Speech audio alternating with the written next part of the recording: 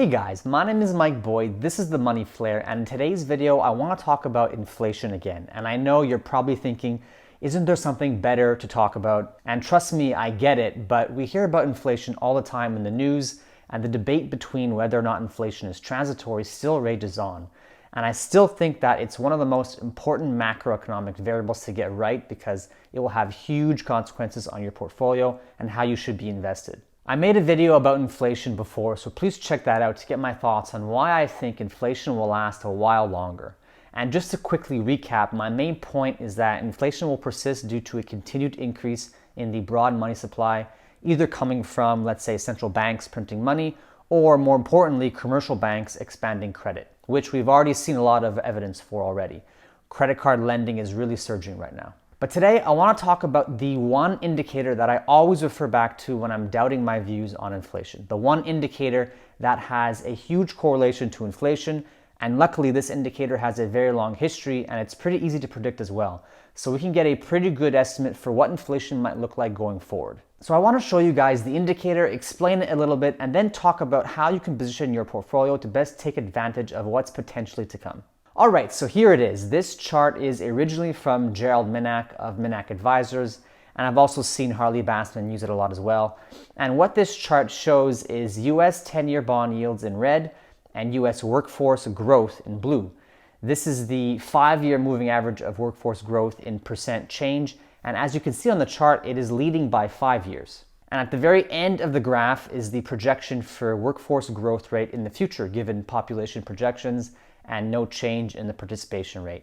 And this is an assumption, but it's not too far-fetched. Now, bond yields are plotted in red, but you can plot inflation here too, because bond yields should be reacting to inflation, and they should be moving up and down with each other. And so imagine that the red curve is just inflation, and as inflation goes higher, bond yields should also go higher. And the first thing I want to mention about this chart is that the historical correlation between these two factors is very strong.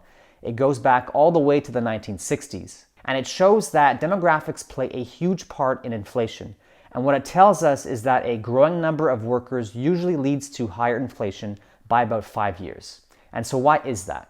If you think about it, there are two potential reasons for this relationship. One is from a cost perspective, that as companies have to pay more money in labor costs, so more money going to pay workers, then prices need to increase to maintain margins. The second reason, and the one that I think is more likely, is that more workers in an economy leads to an increase in demand for overall goods and services. So think about it. As you come into the workforce and start making money, it's only natural that you then would want to spend that money to buy things.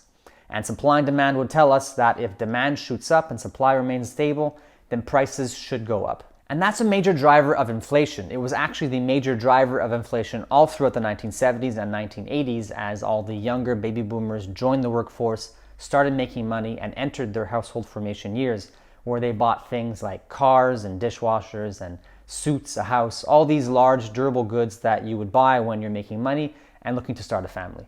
And you can see this clearly on the chart. All throughout the 70s and 80s, the US had a very strong workforce growth, and bond yields along with inflation followed higher.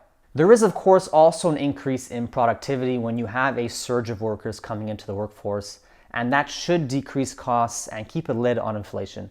But the demand is pulled forward much more quickly, especially with the use of debt, so that's what can keep inflation high for a while. And now on the right side of the graph is what most of you would be very familiar with, the past 40 years of bond yields falling and inflation falling. Many people say globalization or technology or debt is what caused all this disinflation in our economy. And don't get me wrong, they all had major roles to play, but what most people don't know is how closely the workforce growth correlated to this same move. And like bond yields and inflation, workforce growth has been on a very long-term downtrend. Baby boomers started retiring, and there weren't enough workers coming in to offset that reduction in growth. Overall, the number of workers was growing. The right side of the chart shows only positive growth rates, but the rate of change was slowing for 40 years. We had momentary spikes of workforce growth that seems to correlate to small spikes up in yields, but overall the key takeaway here is that we currently are in a very long-term downtrend in the workforce growth rate, which has coincided with a very long-term downtrend in bond yields and inflation. And so this seems to partially validate everyone out there who's saying that inflation will be transitory. The long-term trend is down, and the spike that we're seeing now in inflation and bond yields could very well be transitory on a longer time frame. And I actually agree with that. I think that the inflation we're seeing now could very easily last another year or so, and then after that could come down as a lot of the supply issues resolve themselves and as bank credit growth naturally slows when the overall credit cycle slows down. But if you zoom in on the right, you can see an important change coming up in the future that could cause a complete 180 in the trend that we've seen for 40 years, a regime change of higher inflation for longer. If you look at bond yields in red, clearly there is still room for it to go up and meet with the blue line. But what I'm focusing on now is what happens in around 2023 to 2025, when the workforce growth rate seems to make a big higher low, breaking the overall downward trend. And as someone who looks at charts all day, seeing the first big higher low in a 40-year downtrend like that is huge. And that higher low around 2023 or 2024 is when the number of baby boomers retiring versus the number of millennials entering the workforce will inflect. So at that point, more millennials will be entering the workforce than boomers retiring. And that's huge. That's also when the vast majority of millennials entered their peak spending years, and we could see a new long-term trend of increasing overall demand as millennials enter their household formation years, like the baby boomers did back through the 1970s and 1980s. This is why I think we will see inflation last for much longer. Short term, it could last longer and at some point dip back down, but this chart is clear evidence for how inflation in the long-term trend could be inflecting soon and make its way higher. So this chart gives my timeline for inflation, and now it remains to be seen what will happen. Millennials in general own a far smaller percent of the net wealth compared to what boomers owned back in the 70s and 80s, so we might not see such a huge surge in demand like we had back then. But then again, there's also going to be a wealth transfer happening, one of the largest in history, where boomers pass down their wealth to their millennial kids as they die. So we'll see. Another thing to keep in mind is that this correlation could change at any moment, especially with such large government stimulus and money printing going on. So it could throw off these correlations, and so the situation might change. But at the end of the day, I'll let the market guide me. I'm keeping a close eye on rates and what they do. And if rates can sustain a breakout like they have over the past few days, then that's a clear signal to me that my thesis is validated and inflation could be lasting longer. Now, more importantly, what does this mean for your investments? How would a secular shift up in inflation and rates affect the market? Well, I'd be careful owning any significant duration risks, so bonds and unprofitable tech companies, or tech in general, anything that could get hurt by persistent inflation. And the data is very clear on this. Just look at the long-term correlation between stocks and bonds. Everyone always says owning bonds in a portfolio is a good diversifier. When your stocks go down, your bonds go up. It's the backbone of the typical 60-40 portfolio of stocks and bonds. 80% of people have this makeup, and I'm sure you do as well if you have just a regular retirement account set up. And this theory hasn't been wrong over the past 30 years. Bonds and stocks have been negatively correlated since the mid-90s, as this chart shows. And a negative correlation just means that when one goes down, the other one most likely goes up.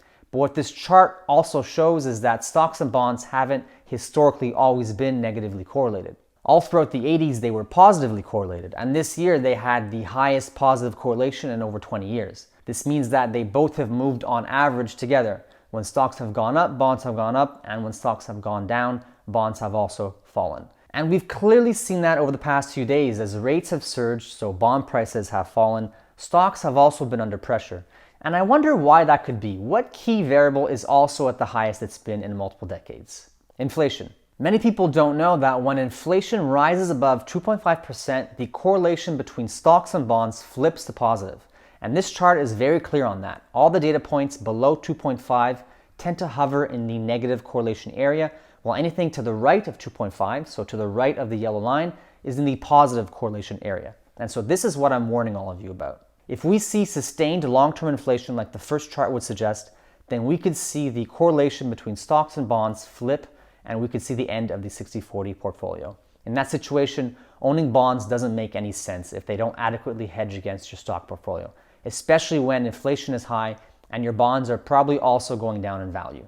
And if rates are high and bonds are getting hurt, then we could see a lot of issues with tech companies and other bond-like proxies, anything else related to duration. This also might not be the best for the overall S&P 500 index either, since tech represents such a large part of the index. So I'd be careful with how much tech you have in your portfolio. At the very least, have some hedges against this very outcome. Shorter duration stocks, things like banks and energy companies and commodity related companies, which could do very well in a more inflationary environment. especially right now when growth is strong, and especially if we start to see money rotate from overvalued tech and into the more value type companies. And when growth isn't strong at some point in the future, well, then that's when you would want to own some gold and precious metals to protect against inflation.